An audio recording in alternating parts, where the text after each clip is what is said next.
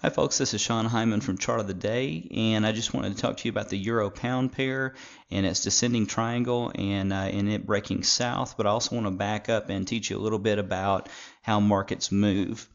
There's something that's a little bit more of an advanced form of analysis called Elliott wave analysis. And again, it's not the first form of analysis I would learn. I would learn a lot of things like moving averages and trend lines and horizontal support and resistance and slow stochastics and MACD and a few of those things like that first. In other words, basic technical indicators, basic trend analysis first, and then move on to actually studying the price action and seeing how it moves. A trend tends to form in 5 major waves. You'll see here 1, 2, 3, 4, and then 5. 5 is the end of what they call an impulsive wave, which is a trending move. And then corrections, so trends tend to move in 5 major waves up, or 5 major waves down, whichever, and then correct in 3 major waves, A, B, and C, with A and C being your longest legs of a correction. So in addition to a lot of other forms of analysis this is something that I use to look at. Because you can see when a trend is in place, and you can see probably where you are in that trend. There are rules that help you define wave structures. For instance, like one is can be a very short wave. Wave 2 never retraces 100% of wave 1. The end of wave 4 never overlaps the start of wave 1, etc. And 5 is your ending wave.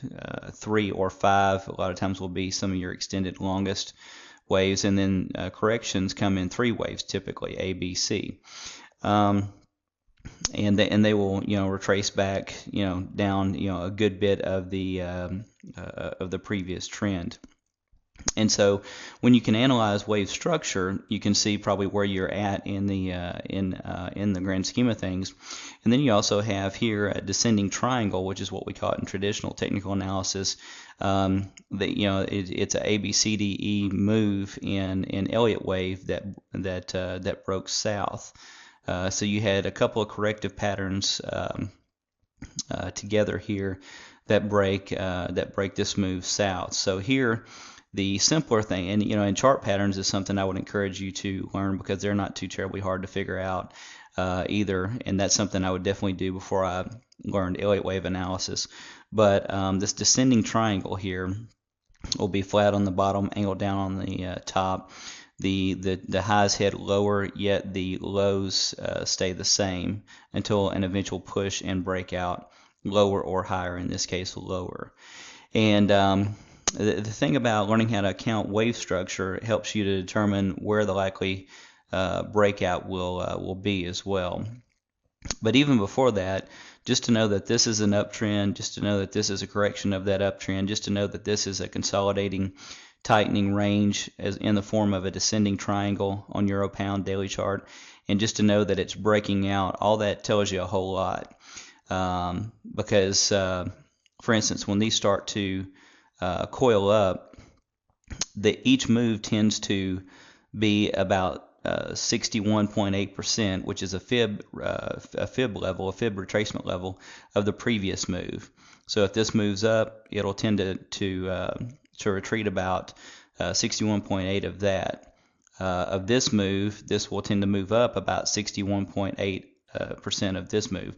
So you can either calculate it, find the top of that move, find the top of the bottom of this move, see how many pips it is, and then multiply that times your 0.618, or you can just draw fib retracement levels on them, which one of your lines will be a 0.618 level. But this is a 0.618 of that, that's about a 0.618 of that, that's about a 0.618 of that, etc. They just keep going smaller, smaller, smaller, smaller, smaller in ABCDE pattern, so that you know that there will be roughly 5 full waves completed in a descending triangle. I say roughly because you can have times where this pattern can differentiate from that, but typically you will have 5 corrective moves in amongst your descending triangle pattern, and then a break. So once you've been through a number of these cycles and you're nearing your 4th and 5th times to go back and forth from each end of the triangle, know that you're nearing a breakout. and that means you might want to pull some of your lots off that you've been trading in the range. It might mean that you want to tighten up your stops. It might mean that you want to come out of the trade completely until you see which way it decisively breaks. Once you get a closed candle outside of a descending triangle on either side, that typically gives you your direction. There are measurable targets for any triangle patterns. Let me just draw one here. Kind of get this a little bit straighter. You measure the broadest side of the triangle. Doesn't matter whether it's ascending triangle, descending triangle, or a symmetrical triangle. And then you take your line from where it breaks out, project it down from where it breaks out, and you have your eventual target. So if this break is true and not a false break, then it would take us back down to roughly about the old lows, which happens to be an old support level anyway, about 84.50. Also, it helps us to know if this were to be a false break. If we got in it here and we could have our stops just back inside this pattern, then we would get taken out here. If it does a false break and loops back around, it's almost inevitable that the real move would be this way. So we could have an entry here, take the move on up this way, and not only make back our loss, but project the breakout using the same width measurement here, taking it up from wherever this would break on the upside. So let's say it broke here, then we would know that our upside break and minimum target would be about here, which again is previous resistance here as well. So that shows that there's a very likely play. So one reason why I like playing triangles is because I know they have about roughly 5 waves within them before they break out. So that's fairly predictive. It lets me know when I'm in the ballpark. I know that when I'm in an impulsive trending wave, I know that when I'm in a corrective coiling correction, and then when the breakout happens and I get a closed candle, that gives me my direction. I can place a stop comfortably back in this pattern. It is very common for a pattern to break out and come back to the area, the region of its breakout, and then make its real breakout. So if I were to add another lot on, I would do that when this thing comes back this way and then launches back south. And so it gives me a price target because of the width of this pattern. If it were to fake me out and coil around and come back out, I know that with great force it's likely to within days shoot out this side, and so I can go ahead and get stopped out here. I'd have just a little bit of a loss here.